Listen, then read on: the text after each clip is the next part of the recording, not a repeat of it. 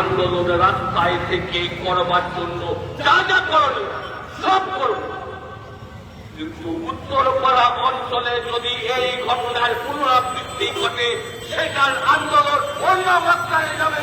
আজকে সিপিআইএম যে মিছিল সংগঠিত করেছে, আগামী দিনে তার 3 গুণ মিছিল সংগঠিত হবে।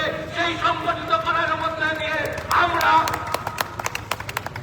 নতুন করে উত্তরপাড়ায় সংগঠন সেভাবে তৈরি হচ্ছে। আপনার কোন কারণ নেই 2011 সালের সিপিএম আর 2026 সালের সিপিএম এক আছে। 2011 সালে আমরা মার খেয়েছি আর 2026 সালেও আমাদের পার্টি অফিস ভাঙা হচ্ছে।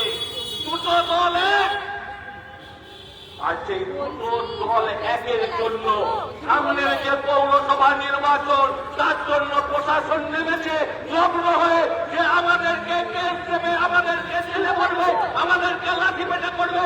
ওরা প্রশাসন যা করার করুক, সামনের পৌরসভা নির্বাচনে এই যে জল নিকাশি ব্যবস্থা, রাস্তাঘাটের খারাপ অবস্থা, অন্নপূর্ণা ভান্ডারের টাকা পাচ্ছে না, মানুষ রাস্তায় নেমেছে।